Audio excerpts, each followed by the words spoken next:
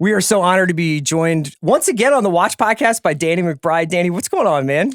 Not too much. I'm in this fancy office with y'all. This is fun. Yeah, man. So season 4, we're releasing this on Monday, so it dropped last night, and I think people are going to be delighted and surprised by what they get in the premiere episode. We should be clear. We were going to drop this before the premiere, and then we watched the premiere, and then we realized we needed to talk to you about your... You directed a 50-minute Civil War epic starring Bradley Cooper. Yes. And so, I'm sorry. Check that off the list. Yep. So we needed to be able to say this, because otherwise it would have been real elliptical. You're going to tell this story probably a bunch of times to people, but I just got to know, like, how did this come about? When we embarked on this, since it was the final season, I felt like it was only, it seemed like it was a good idea to sort of like go back to the beginning and kind of show a glimpse of how this family began this journey. And so I had that idea about their distant relative sort of being a con man, card player, in the Civil War. And I didn't know whether that was just going to be like a cold open or if it would be a full episode. And as I started writing it, it just felt fun. It felt like it would be something challenging to try to pull off. And so, I submitted that script in, and I thought for sure HBO would be like, yeah, we're good with this.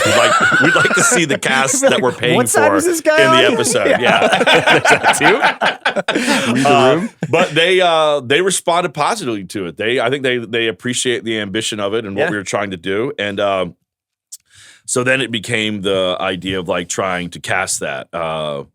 Which I had not thought about that. But it was like, this needs to be a certain type of actor. It's like you're going to have people tuning into the show expecting to see the actors that are actually in the show. That's fair. And, the show's an ensemble. The show never relies on just like one person carrying everything. Yeah. And so also, the show hadn't done that before. So I just knew it was a steep bill. And so we had to find somebody who I felt like would have enough charisma, enough charm, and enough appeal that people wouldn't be turned off, but be intrigued when it showed up. And I think me and my producing partners, I was just talking with them and we were trying to like brainstorm, like, who could that be?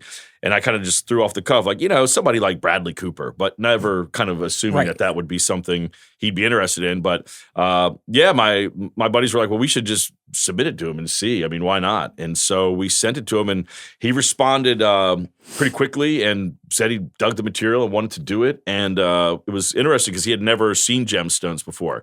And then he said he didn't want to watch it until we were done. He didn't want to have it influence his performance or anything. Come on. Yeah. And so then I was like, well, I haven't seen Maestro. So no, but I thought it was amazing that he did that. And I appreciate it because, when you're on a show that's established, sometimes what you find is when you cast guest stars, they've seen the show and they want to like try to score laughs the way that that the cast scores laughs, and sometimes it turns into just an impression of like people. And so I thought it was cool that he identified that as like a hazard to avoid, and that he brought his own spin to it. What scene did you show him immediately after he raps, just to really educate him? Was it Walton Goggins with his pants off? Was it all of you yelling the word pussy at John Goodman? Like, he going through Tom Hanks's filmography. It was. I'm not sure which one. He didn't see anything from this season. I think it was. He went back to the beginning and watched it all back to back. He does do the work. And then he went back and watched Vice Principals. He went. Oh wow. He did the deep dive. Had he seen Eastbound? I would assume he had seen it. Yeah. Okay. I think it would have been disqualifying if he hadn't seen Eastbound, just like as a creative. It would have been a disclaimer that I had let him know what he was getting into. Did you have like a Civil War itch you were looking to scratch at all? Like, is that something that like you're historically interested in, like as like a text? Because like I was like, this is actually like, if you were just made like a 3-hour Civil War movie, I would be pretty into that. Like it definitely had like the Martin Sheen, Jeff Daniels, Gettysburg vibes going for it. I grew up in this small town of Virginia, Spotsylvania, Virginia, and there was a ton of Civil War battlefields around there. Yeah. A bunch of history happened there. I mean, we moved there in the 80s, and they were, clearing out these like forests, for these little, these neighborhoods. And so, my neighborhood was a brand new neighborhood. So when I was a kid, I'd like walk my backyard and I could find like Civil War bullets. Holy shit. I found a belt buckle back there.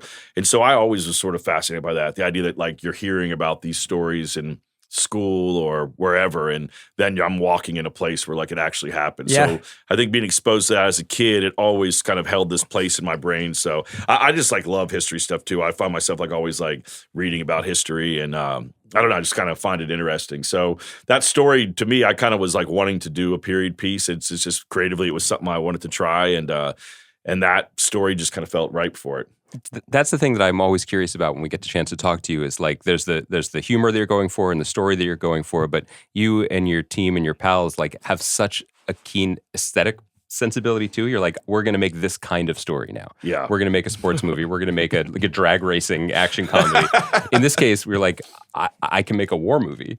So as the filmmaker of this episode, what did you do to prep for that side of the ball? I was just trying to figure out, not how not to make it seem too modern, like that. I feel like sometimes when you see period stuff, it feels too modern. Sometimes it pushes you out of it. I mean, obviously we used so I just try to embrace a style that was like not too flashy. I mean, there's some things in there, but that, and honestly, it's a lot to do with our like crew, their production designer, Richard, and our costume designer, Christina. A lot of times when we create these seasons, I just enjoy collaborating with these people. I really trust I trust their instincts and their creativity. So I always like kind of try to push myself when we write these scripts to like drop things into their lap that they haven't done before, and to kind of like just push everybody to kind of like try to achieve something that we really didn't think would be possible. And with that was a big part of it I knew that they could make that world feel real, and it was just a matter of if we had the resources to do it. I think we had just a little under 10 days to shoot that whole thing. Get out of here. Yeah, all of it was like, most of it was daylight dependent except for just like literally like 2 or 3 scenes. And so it also was this kind of crazy thing where, you had to take advantage of the daylight. So you had to like wrap every day by like, 6 o'clock so that you could make turnaround the next day. So like you kind of ended up there with like, less than like 10 hours to shoot. And we're shooting in South Carolina too, which is like rains like every other day. And so it was a lot to sort of like navigate. It was a leap of faith, but it was fun to drop that script in like my production designer's lap. And it's like, he's like prepping for a modern day megachurch comedy. And now he's got to figure out how to build a fort. And that's the thing. There's like no complacency allowed. They have like a lot of neon in case you need it, but an oilskin tent and suspenders. Yeah, it was crazy. And, it was so much fun, and it was like how we started the season off, like shooting wise too. So, it didn't feel like we were making gemstones. That's cool. Yeah. I mean, it's nice if it's going to be the last one. You get to try like to work a different muscle in the beginning. Was Cooper?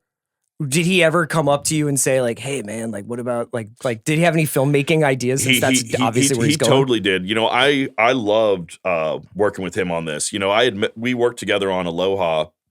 Oh yeah. And so I knew him a little bit from that, but when he came on this, I mean, he's someone who's been on a million sets. He's a great director himself, and I just really appreciated his energy on the whole thing. I mean, honestly, we really couldn't have pulled it off without him. I mean, because when you're kind of like running that, like there's such a small margin for error. The fact that he was just down and came like with every take, he was fine. You never had to find a scene. It was always just sort of like very ambitious days, and we were never slowing down to like get it right. It was always just like, we got it, let's go, And he was down. I mean, he didn't want a trailer, he didn't want a chair, he didn't get paid anything, and he's coming there to South Carolina, 90-degree weather, wearing a period, an authentic wool period costume, and just was just game and never wasn't smiling and having fun. And it was awesome. I think it was cool. That is awesome. I love the fact that he also found a way to differentiate every time that he was asked to pray but didn't want to pray out loud with his talking voice. Like, there's growth there across it.